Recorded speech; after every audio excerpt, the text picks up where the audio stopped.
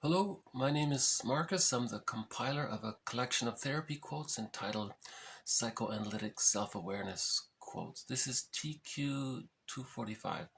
Therapy quote number 245. The fourth subphase of the separation-individuation period occupies mainly the third year of life without a distinct ending point. The two main tasks in this period are to attain some degree of object constancy and to consolidate individuality. The establishment of emotional object constancy, a long process of gradual unification of quote good and quote bad aspects of the object into an inner whole representation. Along with a whole object representation, the child continues to develop a unified self-image. So the theory here is that biological birth and psychological birth don't occur at birth, right? So the biological birth is visible, we see it, and the psychological birth occurs more in the mind, I guess, at the age of 3, according to theory. So the theory is human babies come out of the womb too early. And then from birth to 6 months, there's an extended womb. It's a psychic womb. This is called the stage of undifferentiation, where the baby doesn't know where he ends and his mother begins. So there's like a fusion there. Just like in the womb, the baby didn't really know that there's a separate person. He thought it's all about him, I guess. That's the theory. Maybe he has some sense. We're not really sure. So this is a theory, right? So the theory is from birth to 6 months, there's this psychic egg, and that's the extended womb. And that at 6 months, he hatches out psychically. But it's a gradual hatching from 6 months to the age of 3, during which he integrates his memories of his mother as being satisfying and frustrating into a whole object representation. And that goes along with his sense of, his impression of himself as a unified sense of self. So that's called a secure attachment style from birth to 3 years, where there's that they call the psychological birth takes place. In cases when the frustrating memories of the mother are too great, causing the baby's psyche to disassociate and split off these memories, then from 6 months to the age of 3, he can't bring the two together. So there's the original. So that's he's stuck with that deep ambivalence. See, because the painful memories are so, maybe they're too much for the baby to handle, so he keeps them repressed. Normally the mother's good enough and so-called quote good enough mothering, and whatever frustrating memories the baby has of his mother, the baby can accept it as part of a whole representation of the other, of the object, of the mother. That's called the psychological birth, because that's what happens with the self as well. Then there's individuation, access to the real self, the capacities of the real self. But if there's that deep ambivalence, if that's still there, if that didn't get a chance to come together, that's called an insecure attachment, due to an insecure attachment style. Then that's the original inner conflict. And we said before that splitting precludes mourning. It precludes access to individuation, access to the real self, access to the capacities of the real self.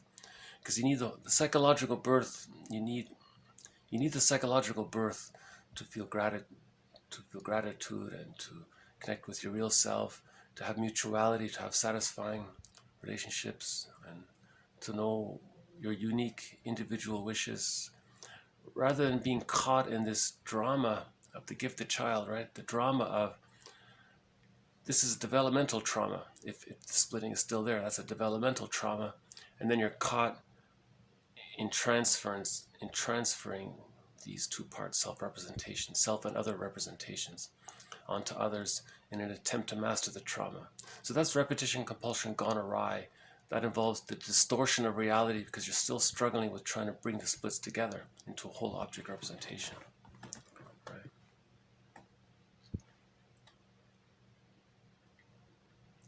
And that's one of the maxioms that we've been saying all along. Splitting precludes mourning.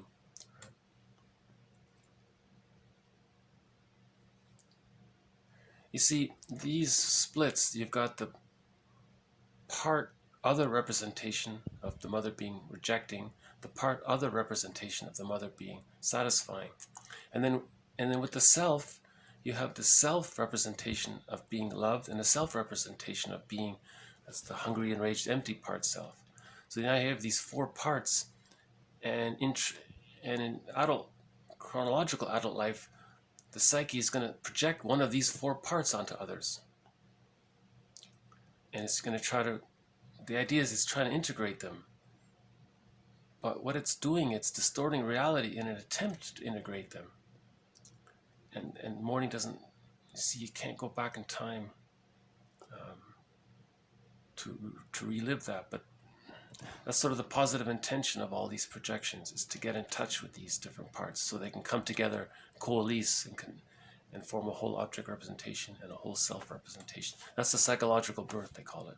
That's the theory. So just a theory. Like Robert Bly says, 30% of what you're going to hear is wrong. It's up to you to figure out which 30%, right? And if there's a secure base, and they achieve the psychological birth, they can form functional adult relationships. These are the relationships, these are the marriages that look like fine wine. They improve with age. If the person is stuck in part-object relating, projecting parts and identifying with parts, maybe he projects the devalued part of himself onto others, identifies with the rejecting mother, and then reenacts what happened to him to communicate what happened to him. This is called part-object relating, where all these projections are taking place. Two authors refer to relationships based on part-object relating as conflict habituated, devitalized, or passive congenial. So in dysfunctional relationships, they can manifest as the hostile dependent, they're always arguing, the conflict habituated, because they're bouncing around with these part projections. Their symbiotic needs didn't get met, right? Or the relationship becomes devitalized. That's the emotional divorce. They're still living in the same home, but they're emotionally divorced. So it's devitalized. Or the best of the three, it seems, is the passive congenial. So there isn't much life. It's boring, but it's passive. But they accepted it, so they're not fighting. So it's boring, but they're not fighting, so something like that. That's the dysfunctional marriage, right? Whole object relating, that's the satisfying, fulfilling relationship, and the two are growing, and they love life, and they love being together. It's not this sort of resignation, oh well, they're enjoying life. And you can see these couples sometimes, It's nice to see. It's surprising, right? Is it real? You wonder, is that real? No, it's real. They've achieved the psychological birth. They had a secure attachment style, and they achieved the psychological birth. Okay, so this was just a little bit on Margaret Mahler's theory of the separation-individuation process. If this separation-individuation process goes awry, if there's a fixation within it, that can lead to what's called disorders of the self. If the arrested development takes place in the earlier stages, in that symbiotic stage, or let's say within the first year, that's considered a narcissistic pattern. The idea there is that the baby in the womb thinks he we theorize that if the baby in the womb could think what he's thinking, we imagine he might be thinking he's a little god, because all of his needs are met, magically met, magical thinking, right? And even during this first years, the first 6 months in particular, it's still like that. The mother intuits what the mother needs. They're still in that symbiotic egg, that extended womb. So the child thinks he just has to think it or want it, and it's met. That's the way it is. That's the way it should be. So there's that entitlement, the grandiosity. This Bergler calls this infantile megalomania.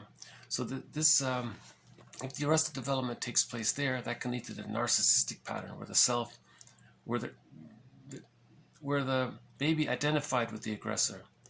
So remember in a previous video, because they're blurred, if the mother's too impinging on the baby, how does the baby deal with the anxiety of the mother engulfing the baby? The baby identifies with the aggressor. He adopts those thoughts as his because he doesn't know that those thoughts aren't fully not his.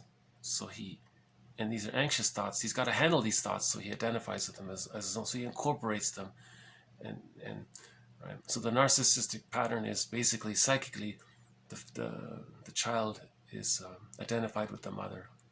And then in future life, he may act like the mother and put others down because the mother was in a one-up position and the baby was in a one-down position. That's the Jocasta mothering. So the narcissistic pattern, they're always putting others, they're cynical, sarcastic, and all that. They're always in this state of putting others down. So they're repeating, they're caught in that psychic pattern. That's called the narcissistic pattern. Right? If the arrested development takes place in that later on, like just before the psychological birth, but the psychological birth didn't quite take place, so there's a little emotionality there, right? That's Masterson calls that the borderline disorder of the self. He's using that phrase differently from the way it's normally used. He's referring to this emotionality phase of trying to reach, needing support to reach the psychological birth but not getting it, and being rewarded for regression. So he's left a symbiotic egg, and he's trying to heal the splits, and he's kind of caught there. So there's the codependents are like that, and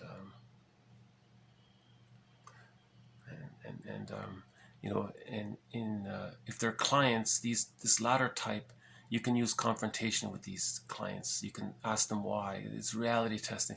But with the narcissistic pattern, they're heavily invested in the grandiose self-image, the identification with the aggressor. That's their identity.